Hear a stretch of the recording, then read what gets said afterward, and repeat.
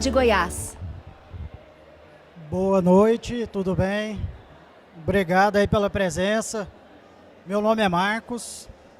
Vejo que é uma responsabilidade falar depois de uma sequência, uma escalada de produtores de conteúdo, né? De forma muito descontraída, por sinal, e desconstruída, né? E que ajuda a alavancar vendas, por assim dizer, né? Para qualquer empresa, para qualquer startup. E aí hoje eu quero trazer aqui uma visão mais para suportar uma startup, mais um universo de startup, mas também oportunidades para serem trabalhadas em qualquer empresa, independente de ser startup ou não. Então eu vou falar um pouco puxando o assunto de banco como serviço, mas não se limitando apenas a isso, mas falando de outras oportunidades e tendências da parte financeira, tecnológica, que podem ajudar a alavancar resultados, mudar o jogo, melhorar as receitas, né? E aliado com a produção de conteúdo tão significativa, igual dos meninos anteriormente, né? Do Groselha Talks, entre outros, de rentabilizar ainda mais o que eles conseguem monetizar por meio da produção de conteúdo deles. Então eu quero apresentar resumidamente, não vou usar procurarei não usar um linguajar muito complicado, mas basicamente quero introduzir o assunto e a conta está errada aí, não são só 7 principais tópicos, né? Parece que eu fugi da escola, mas o que realmente pode se trabalhar, e ainda mais usando a experiência que eu tive recentemente de montar uma startup, participar de uma equipe de fundação de uma startup, de um banco digital focado num nicho, como foi dito aqui anteriormente por outros palestrantes, para o caminhoneiro com a população desbancarizada. Então, um puta de um desafio. Perdão da palavra. Então, quero falar um pouco mais do banco como serviço e tudo que cerca o Open Banking, meios de pagamento, carteiras digitais, o nome bonito internacional para o crediário, pagamentos por meio de QR Code, por link e fatura digital, inteligência artificial, como que isso ajuda a melhorar ainda mais e diminuir fraudes, riscos e qualquer coisa nesse sentido, e fechando com blockchain. Então vamos lá.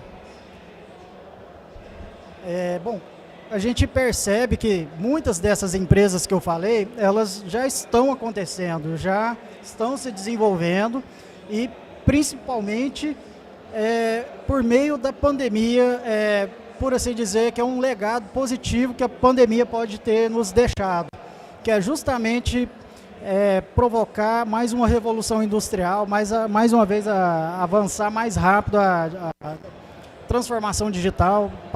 Parece que foi meio que zipado. Tudo que ia acontecer em 5, 10 anos, fez em 1 ano ou menos. Então, esse mercado de finanças, ele vive um momento diferente, de grandes oportunidades, ainda mais com a chegada de uma enorme variedade de fintechs.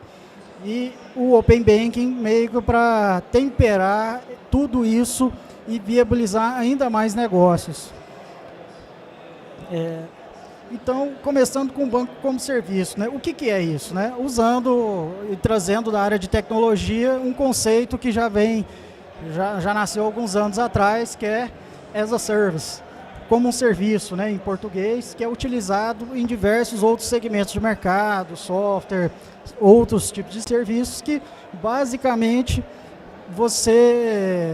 como se fosse ter peças de Lego e você usar aquela peça conforme a sua necessidade, você ir substituindo ou não, de acordo com a sua estratégia de negócio, né? Então, esse modelo traz vantagens para flexibilização da forma que você vende o serviço, como que você consome, como você vai evoluindo o seu negócio ao longo do tempo, né? Então, traz um custo-benefício muito bom, né? Geralmente é muito customizável e a contratação é muito mais fácil, sem necessidade de altos investimentos em infraestrutura, equipe, back-office, né? Então, essa plataforma de serviços financeiros, que qualquer empresa do setor financeiro ou não pode utilizar, a gente pode simplificar de uma forma simplista, como se fosse uma barriga de aluguel. Então, eu posso ter uma empresa, um varejo, e posso montar um banco com facilidade. Então, eu não precisaria de movimentar uma estrutura gigantesca, não só de dinheiro, para criar isso, né? E veja só o tamanho da oportunidade. Até o momento, segundo pesquisas, hoje 80% do crédito do Brasil é detido por grandes bancos. E a população, de forma geral, tem certa resistência, porque são ofertas muito engessadas, às vezes não vão alinhadas ao comportamento das pessoas, que elas realmente precisam, né? Como citei do banco digital focado em caminhoneiro, o caminhoneiro tem um comportamento que o dificulta de ser bancarizado, por exemplo. Ou talvez você ir lá no interior do país e ter alguém que quer comprar um sofá que não seja por crediário, ou às vezes a loja não tem condições de bancar aquele crediário, né? Então, pode se conectar aquela loja, aquela estrutura de uma forma diferente e bancarizar e começar a gerar uma outra parte que impede as pessoas de entrar no sistema tradicional, que é não ter o lastro histórico financeiro. Então, quando você vai pegar um empréstimo, por exemplo, muitas vezes você não consegue, justamente porque não tem esse lastro financeiro para a instituição analisar com cuidado. Então, o BAS pode ser a solução ideal, por exemplo, algumas necessidades diferentes, né, para finalizar essa parte. Demandas financeiras internas, como, por exemplo, o pagamento de fornecedores e colaboradores, pode gerar uma receita, pode gerar um float em cima, você está baseado em cima de um CDI ou de qualquer outra estrutura, onde você, ao fazer os pagamentos das obrigações que naturalmente você já tem que fazer, você retorna parte disso como se fosse um cashback, simplificando, fazendo uma analogia simples, né? Então, obtendo dessa atividade mais uma fonte de receitas. E ainda personalizar eventualmente a forma que você se relaciona com todos esses entes, com seus clientes, com seus fornecedores, e trazer ainda mais benefícios, né, para essa relação. Então, em resumo, reforçando o que eu disse, é uma solução que permite qualquer empresa que não seja uma instituição financeira a criar um banco com a sua marca, com o seu legado, e transformar ainda mais, né, por meio de criação de conta digital, um cartão bandeirado multiuso, integrado com aplicativo, etc. A gente pode ver esse movimento acontecendo com grandes varejistas de diversos segmentos, né, desde, vou citar aqui, né, Magazine Luiza, Americanas, entre outros, mas também você vê outros postos de combustíveis, entre vários outros tipos de negócios, né? E isso, reforçando, tem um guarda-chuva grande que está abrindo portas, né? Que é o Open Data, que basicamente é a possibilidade de cada pessoa compartilhar, o titular dessa informação optar e consentir por compartilhar os dados e para obter benefícios. Então você começa a se relacionar com a empresa e vai transitando com outras, né? E isso está sendo implementado inicialmente com o Open Banking, que é basicamente você ceder informações de data de quando você abriu sua conta, seu histórico de pagamentos, mas não se limita a apenas isso, né? Que eu vou dizer mais à frente. Então isso já vai facilitando e abrindo as possibilidades de democratizar o acesso ao histórico financeiro desses clientes. E isso visa aumentar a competitividade ainda maior do setor com ofertas diferentes de serviços. Dando um exemplo que não tem uma relação direta com o empréstimo. No segmento de seguro também está começando a caminhar por isso. Eventualmente você precisa de fazer uma viagem para os Estados Unidos, você contrata o seguro para viagem. Ou um taxista vai fazer uma viagem que ele considera de alto risco entre cidades. Ele pode contratar apenas para aquela viagem, de repente daqui para Brasília. Então, isso é uma maneira diferente que está sendo implementado o estudo. Aqui é só uma visão gráfica, né, de toda essa estrutura do Open Data, do tradicional banco mais fechado, o Open Banking, que a gente estava falando, né, que é rememorando, é o histórico de pagamentos, abertura de contas, o Open Finance, que está começando a ganhar mais força agora, que é justamente o histórico de crédito e como você se relaciona com isso. E por fim, que ainda não chegamos, não de maneira tão clara, né, que é o Open Economy, transitar essas informações entre marketplaces, por exemplo, então mudar também a forma de se relacionar com isso, abrindo outras possibilidades, né? E então o Open Banking é basicamente esse banco aberto aí. E o Open Finance, né, para finalizar essa parte também, ela tem essa característica, esse aspecto mais nichado na parte de crédito e que tem, pode permitir a participação de diversos players que já possuem relacionamento mais próximo com seus públicos já nichados, né? Então, o modelo brasileiro ele é um dos mais completos do mundo. Não inclui apenas os bancos, né? Ele abre a possibilidade de outras empresas poderem trabalhar nesse segmento. E a legislação está acompanhando, né? Vale lembrar que sempre resguardado ali pela Lei de Proteção de Dados, que nada mais é que ela molda uma prática que já acontecia, só que cadenciando algumas regras mais claras. Outro insight, outra tendência que eu quero trazer é sobre meios de pagamento. Isso está tendo uma revolução, né, principalmente promovida pelo Pix. O Pix, ele, pelo menos lá no nosso banco digital, lá, ele é a fatia mais significativa de cash-ins, né, de depósito de dinheiro. E isso traz essa movimentação, que é justamente o que se precisa para gerar essa receita por meio de pagamento, né? Então você pode usar isso para trocas, substituir o papel moeda, o cartão magnético, pagamentos instantâneos como Pix, cheques. E esse movimento, como a gente vê no mapinha à esquerda, já está acontecendo na América Latina, né? Já começou no México, no Peru, claro, no próprio Brasil, no Chile e na Argentina. Eles estão implementando com os nomes deles, regionais, né? Mas pagamentos instantâneos tal qual o Pix. Então, isso é um movimento a nível global, né? E na América Latina está pegando de forma muito rápida, porque não há essa barreira de bancarização, que é um grande desafio no geral. Então, além disso, né, os meios de pagamentos, a gente pode citar pagamentos por aproximação. Isso facilitou até a própria pandemia, meio que nos forçou a isso, né? Esse excesso de contato com dispositivos, maquininhas, entre outras coisas. O atendente ficar manuseando seu cartão, você guardando na carteira. Isso eventualmente trazer algum tipo de contaminação que favoreceria a Covid se espalhar, né? Então, ganhou força. Links de pagamento que são possíveis de ser compartilhados por redes sociais no geral, QR Code, e implementação de cartões private label e pagamento por biometria também, né? Mas, lembrando mais uma vez, a bancarização é o grande principal desafio para isso tudo acontecer.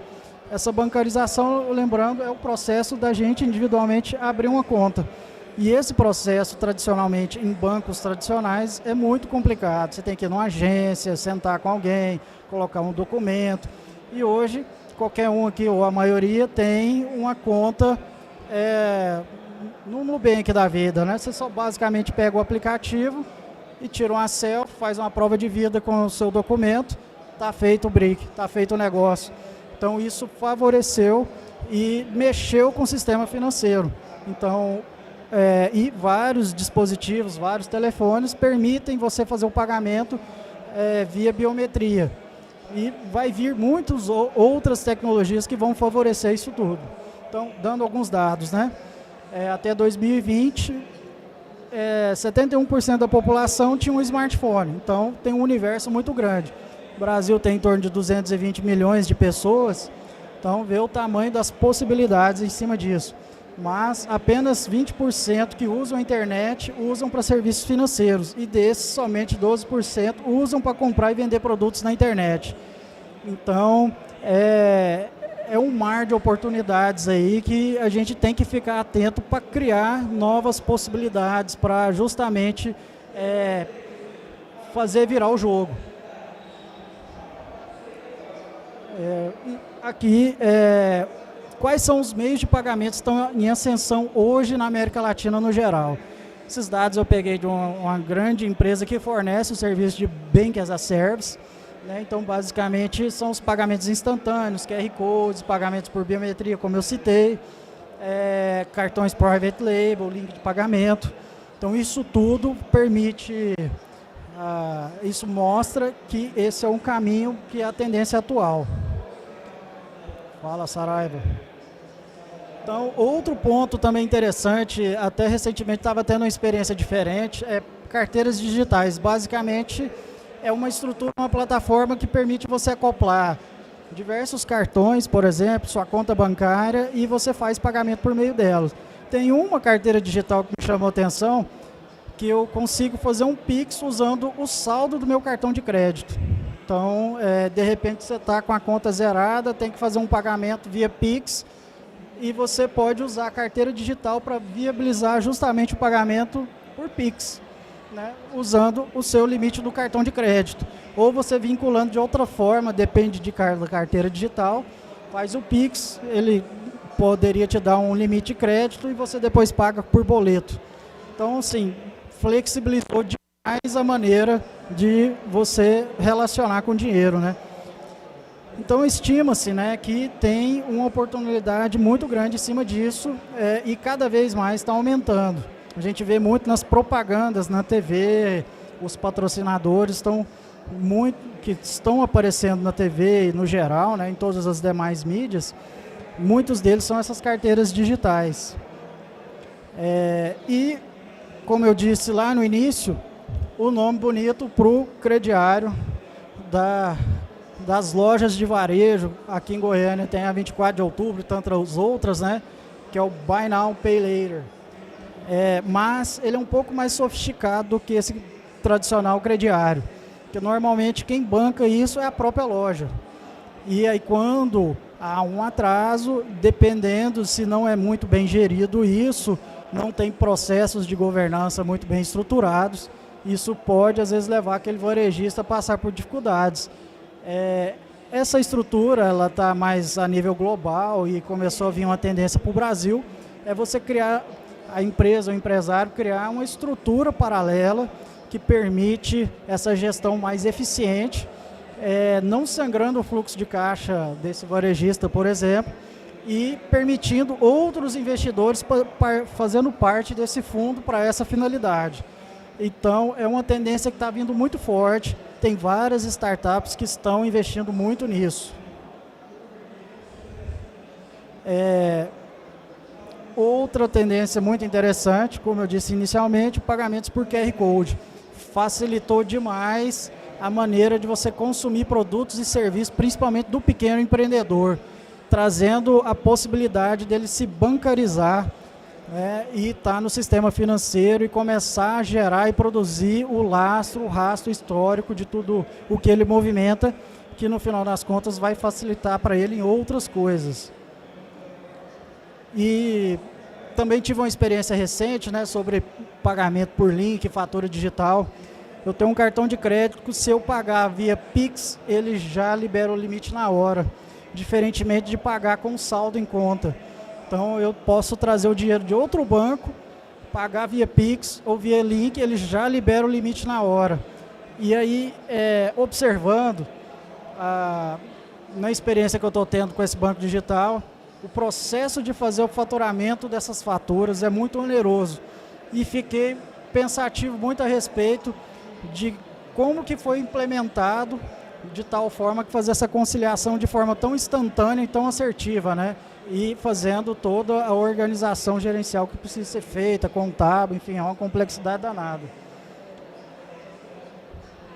E caminhando próximo já do fim, outro insight que vejo que faz toda a diferença, ainda mais num mundo cada vez mais dinâmico, mais globalizado, tudo que eu falei até agora é muito interessante. Claro que cada um desses tópicos caberia uma aula à parte para cada um deles. Mas, infelizmente, a gente tem a ação de muitos fraudadores, muitas pessoas mal intencionadas, que sempre tentam burlar o sistema de tudo que é forma. E, além disso, como você escalar e automatizar a oferta de determinados produtos com uma base gigantesca de clientes. Não existe possibilidade de ter uma equipe tão grande o suficiente para fazer uma análise manual de estudo. Inviabilizaria qualquer negócio de uma instituição financeira. Então, a inteligência artificial, o machine learning, vai ao encontro desses dois viés, né, de evitar fraude, riscos, nesse sentido, também de ofertar o produto certo para você de acordo com o comportamento que você tem. Né, citando o Rafael, que foi o palestrante anterior, né, que marketing é um comportamento, então você tem que seguir o comportamento. Então, justamente você ligando os dois, tanto para ofertar quanto para identificar fraudes, isso é um grande diferencial se você quer escalar e garantir segurança e não ter prejuízos, ou pelo menos prejuízos aceitáveis. Quase fechando, o blockchain, né? Então, é uma outra tendência cada vez mais forte que descentralizou o controle da garantia das transações dos governos, né? Descentralizou e descentralizou a nível mundial. Então, o blockchain ele é uma maneira de se usar. Eu lembro até nas discussões a nível político, quando se falava das urnas, muitas pessoas ventilavam o uso do blockchain. Então, para você ver o tamanho da aplicabilidade ou das possibilidades de se usar o blockchain para garantir a segurança das transações. E fechando, e já partindo para os agradecimentos finais, e quem quiser fazer alguma pergunta, estou à disposição, se eventualmente tiver. Então, quero citar e fechar os principais pontos do que a gente falou hoje. Entre as principais tendências para o mercado financeiro está justamente essa evolução das carteiras digitais, pagamento por link, QR Code, pagamentos instantâneos, o avanço desse crediário moderno, que é o Buy Now, Pay Later, e o uso das tecnologias para garantir as transações, né, blockchain e inteligência artificial. E todas essas tendências estão relacionadas e foram impulsionadas justamente por essa época difícil que estamos vivendo, que a pandemia revolucionou, forçou a inovação a ir mais rápido sobre isso. E a América Latina ela está sendo um dos propulsores a nível mundial de transformar essas tendências em realidade para todas as pessoas. E a evolução dos negócios e, principalmente, trazer uma nova receita, né, mais limpa, mais saudável, né, menos burocrática e mais acessível a todos. Então, o que eu preparei para isso, para o dia de hoje, é isso. Quero agradecer imensamente de coração a presença de vocês. Espero ter contribuído com alguns insights, que a ideia era justamente essa, 25 minutos. Não é possível explorar com profundidade cada um desses temas. Eu, modéstia à parte, considero que eu não domino tudo. E é uma grata satisfação estar aqui na Campus com vocês. Então, obrigado, boa noite.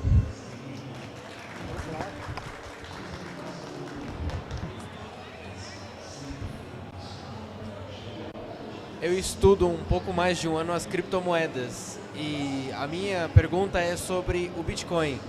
Você acha que ele vai se tornar uma reserva nacional, como se tornou em alguns países, já está se tornando e levando em consideração isso, né?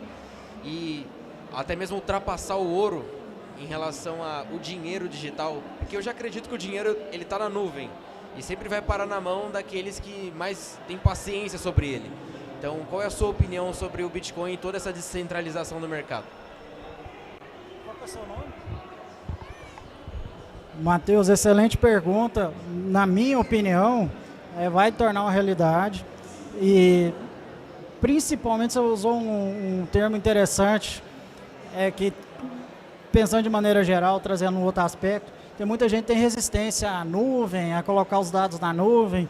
Aí você vira e fala, qual que é a sua resistência se seu dinheiro já está na nuvem? Né? Então, é um caminho sem volta. Vejo que logo se transformará o suficiente, não sei nem chutar, né, para errar quão rápido isso vai ser, mas acredito que vai ser mais rápido porque a gente, como população, sociedade, quebrou os preconceitos, os paradigmas que temos sobre a digitalização, né? Então eu acredito que o mais rápido possível, com certeza isso vai ser uma tendência. Você fez outra pergunta também, né? Você fez outra pergunta ou foi só essa?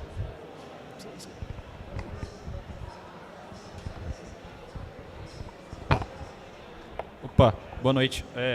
Eu queria primeiro pedir desculpa, eu cheguei aqui meio de gaiato, não sei o tema da palestra, mas eu vi você falando de criptomoeda também,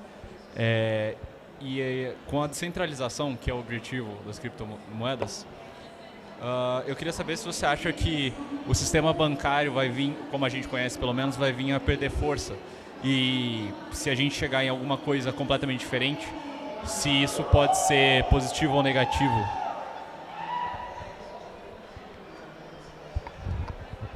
Pessoalmente, eu acredito que ele vai se transformar. Eu não vejo que, de forma geral, grandes instituições elas vão sucumbir, elas vão se transformar. Perceba no outro universo de mídias, né? As televisões tradicionais, elas transformaram o modelo de negócio dela para o digital e estão faturando muito mais. Eu vejo, pelo menos, grandes bancos, alguns deles começaram a criar bancos digitais que estão caminhando para essa linha. Então, eles estão acompanhando esse movimento, esse comportamento da sociedade, né? E quem conseguir estar junto, realmente vai sair na frente, né? Vai beber água limpa. Vejo dessa forma. Respondi? Bom, é isso, pessoal. Se ninguém tiver mais perguntas, me dou por satisfeito. Obrigado.